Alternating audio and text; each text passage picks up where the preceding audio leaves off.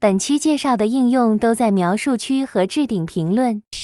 大家好，我是早漏。8月2号星期天，今天和大家分享一个我的作品。我印象中是2022年的年初冬天，在北京，我发了一个节目，晚能找到我就放在这儿。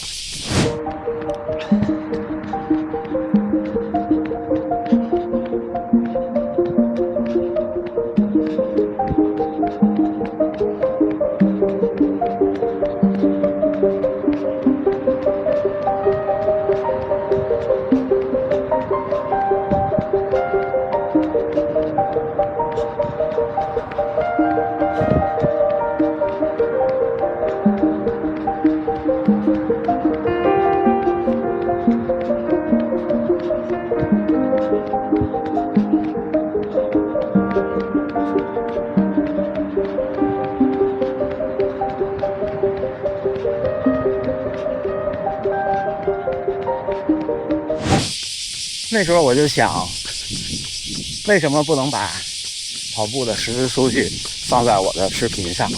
因为在那之前，前一年我开始拍第一视角的视频。在拍第一视角视频之前，我一直像现在这样手拿着相机拍。后来我突然发现，也许第一视角更有沉浸感。再后来我发现，好像这个视频上缺点什么，所以就有了现在屏幕上的这些东西。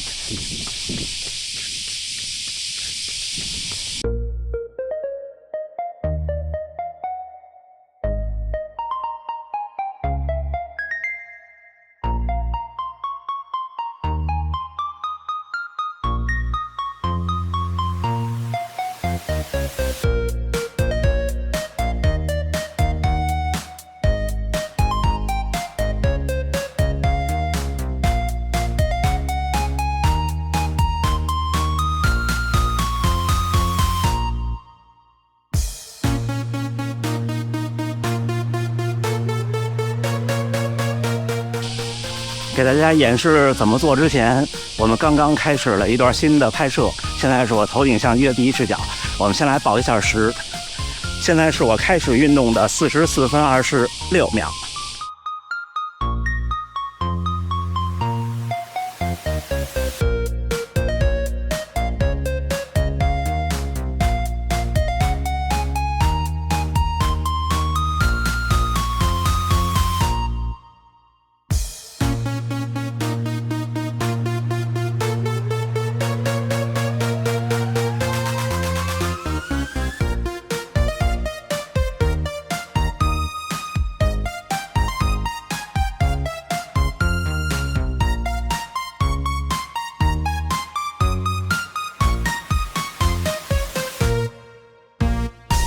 之后我们就可以开始了。为什么要报这个时呢？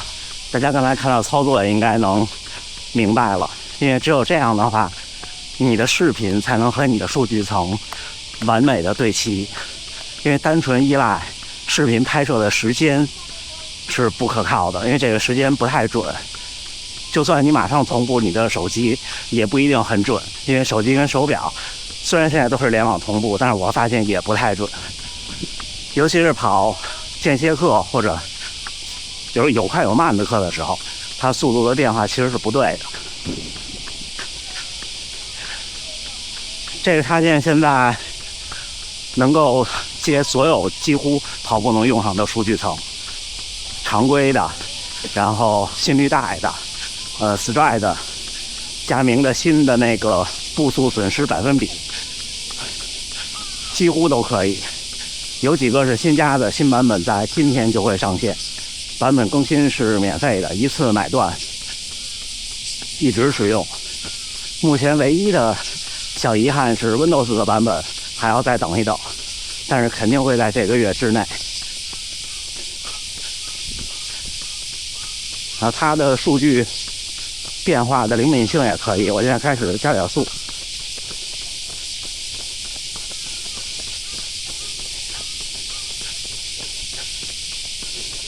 所以不仅仅跟大家分享这个软件，跟大家分享我是怎么把这些数据加进去的。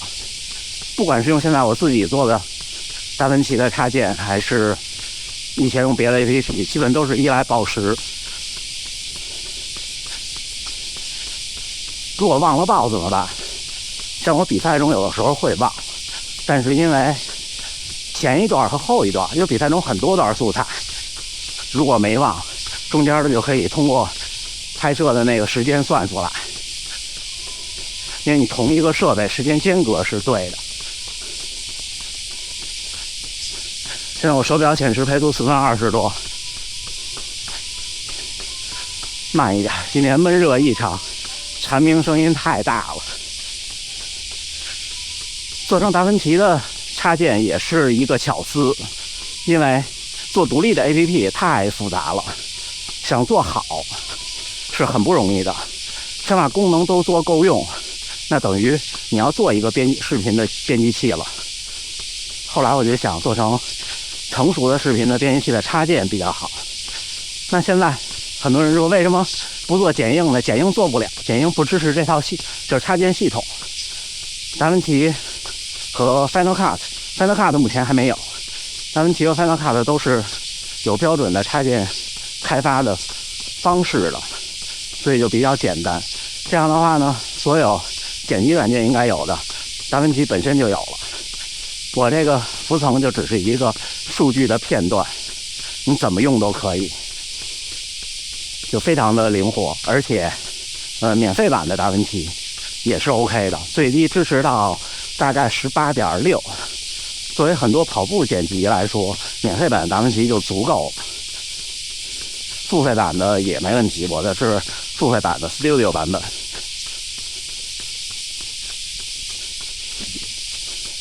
就像刚才说的，插件采用一次付费终身使用，就只要我还在。一个激活码可以激活2个设备，就同时激活2个设备。如果你比方说你换电脑了，或者临时想到其他地儿用，那要反激活一个设备，在新设备上激活。这个次数目前也是不限的，但是大概率我可能会做一个每周或者每月的限制。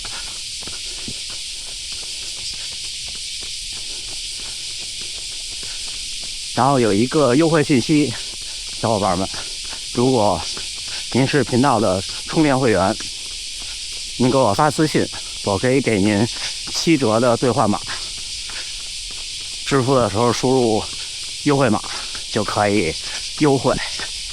我觉得终身买断很可以的，我之前用那个软件199刀买一个开始使用的权限和第1年的更新权利，然后之后比方说他第2年你刚过370天，他发了一个新的更新，如果你想更新这1年，你要再付他好像是49块多美元，好像是很贵的。我从2023年到现在付了他3年的钱。最早大家片头看到的那个是特别早一个佳明的软件做的，但是都已经不更新了。另外实现运动层，我其实还是做了一个独立的 APP， 独立 APP 卖的比这还要便宜，在苹果的电脑的应用商店里，我也把信息打在屏幕上。为什么那个比这便宜呢？是因为我觉得它没有这个好用，就没有这个方便，尤其是在就高强度或者说复杂的剪辑中，因为达芬奇这个浮层它是一个视频片段，你底下的视频你怎么剪就没有前期的处理时间，然后最后一并生成。而用那种独立的软件，就像以前我用的那种一样，它要先生成一个透明的浮层，这个是要时间的，然后把这个浮层再弄回剪辑软件。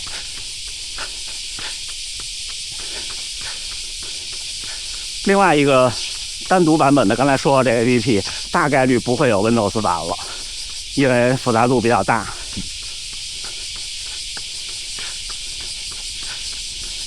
但是单独版的软件会有 iPad 版本，已经在路上了。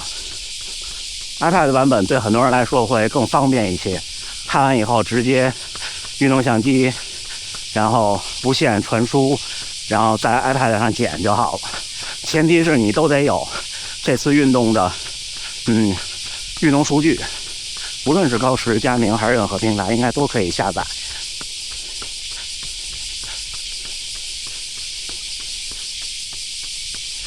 未来可能会做授权 Strava 和高驰。高驰现在应该是可以做 ，Strava 还要去申请 API 的权限，但是我觉得工具类软件不把它做得很复杂，保持克制，这是我做互联网开发这些年10多年了的不成熟的体会。天气太热了，慢慢跑太煎熬了。我从现在回到我喝水的地方还有不到1.5公里，我们把它分成几个200米吧。我现在9.47公里，9.5的时候我们就启动，大家也看看数据的变化。虽然最近老是抢渡河都看到了，9.5走。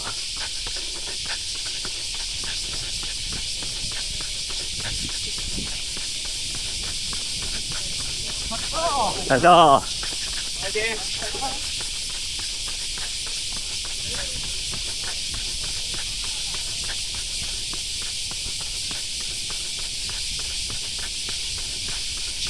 再来一次，回到。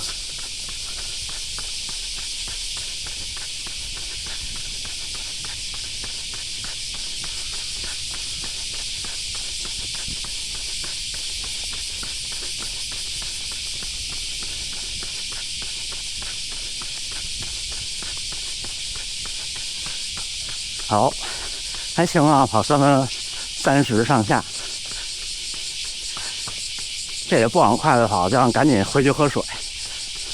我觉得对跑步的热情，对拍摄的热情，还有我的本身的基础知识，还有我从事的行业，融汇出了这么一个东西。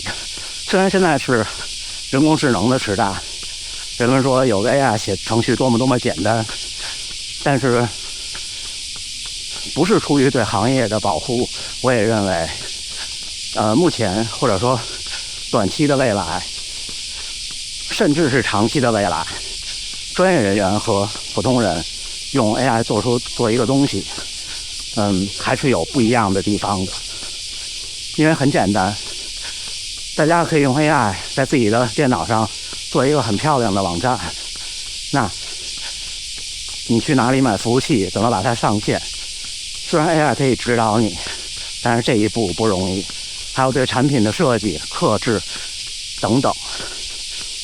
目前的 AI， 或者说我觉得在未来1年 AI 还是更多的扮演一个顺从人说话的方向的一个角色。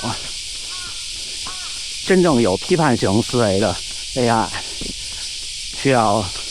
现在需要有特殊的提示词，慢慢的可以引导它反问你。但是会这些提示词或者能想到这些，也是人类的经验。这 APP 有7天的试用期间的功能和正式的功能是一模一样的，没有试用的水印，没有限制，什么都没有。小伙伴们，8月2号星期天，训练结束，今天久违的跑了一个轻松跑的21公里，一个半马。